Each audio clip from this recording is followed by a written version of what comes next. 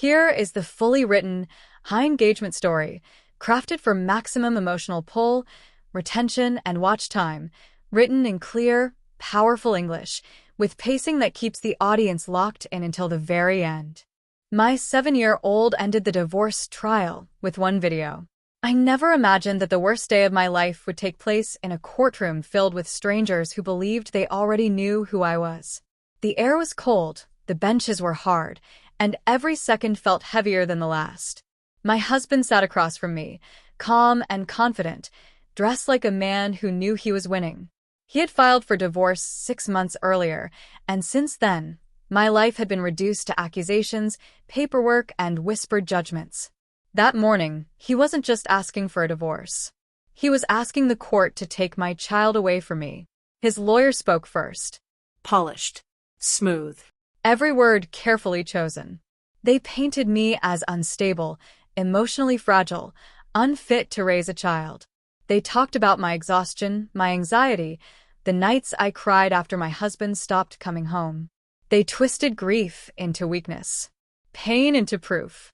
Then they introduced their star witness, a so-called expert psychologist. He nodded gravely as he described me using words like erratic, dependent, and emotionally unsafe. Every sentence felt like a blade. I wanted to scream that it wasn't true, but the courtroom doesn't reward emotion. It punishes it. I looked down at my hands, shaking despite my effort to stay still. I thought of my daughter, 7 years old, sitting quietly beside me, her feet dangling above the floor, clutching a stuffed rabbit she had owned since she was 3. I told myself she was too young to understand what was happening. I told myself I was protecting her by staying silent. I told myself that even if I lost, at least she wouldn't remember this day. I was wrong. As the lawyer finished, the judge adjusted his glasses and glanced at his notes. I recognized that look. Decision mode. My heart started to race. I knew that look meant the story had already been written, and I wasn't the hero in it. My attorney squeezed my arm gently, but even he looked defeated. This was it. This was the moment my entire future was about to collapse. Then, from beside me, I felt a small hand tug on my sleeve. I turned, confused. My daughter wasn't crying. She wasn't scared. She looked determined. Her voice was barely louder than a whisper, but it carried a weight I had never heard before. "Mom," she said softly, "can I say something?" Before I could answer, she slipped her hand free and stood up. The courtroom murmured. Children don't speak in divorce trials. Judges don't expect it. Lawyers hate it. But before anyone could object, my daughter looked directly at the judge and said, clear and steady, "Your Honor, may I show you something that my mom doesn't know about?" The room went silent. The judge paused. The lawyer opened his mouth to object. My husband shifted in his seat for the first time that morning. The judge raised his hand. "What is it, young lady?" he asked. My daughter swallowed and held up a small, cracked tablet. One I hadn't seen in months. One she used to watch cartoons on before bedtime. "I have a video," she said. "I saved it because Daddy told me not to." That's when my stomach dropped. The judge looked at the device, then at the lawyers, then back at my daughter. After a long pause, he nodded. "Go ahead." My husband's face drained of color. When the video started, the courtroom stopped breathing.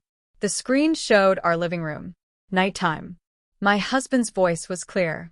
He wasn't angry. He was laughing. Sitting beside him was the same psychologist who had just testified under oath. The same man who had described me as unstable minutes earlier. In the video, they were drinking wine, joking, talking freely. Then the words came. "I'll say whatever you need in court," the psychologist said casually. "We'll make her look unfit. Judges eat this stuff up." My husband laughed. "Good. As long as I get full custody and she gets nothing." The video continued. My husband talking about his affair. About how I deserved this. About coaching my daughter on what to say.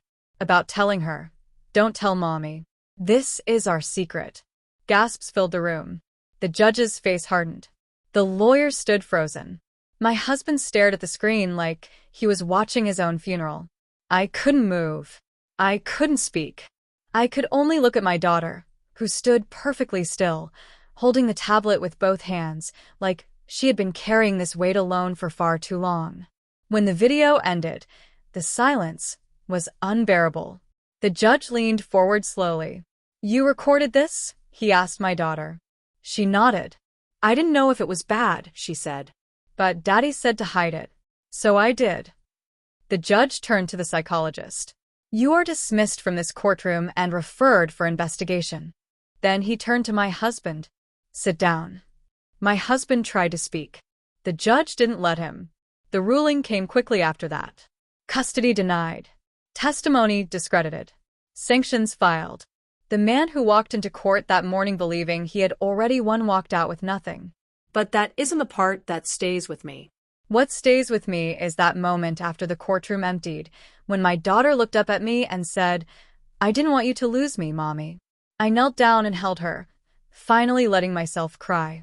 Not tears of fear, tears of gratitude, tears of relief, tears of awe. That day, my 7-year-old didn't just save me in court. She reminded everyone in that room that truth doesn't need power, money, or lawyers. Sometimes, all it needs is the courage of a child who refuses to stay silent. And that video? It didn't just end the trial. It ended the lies.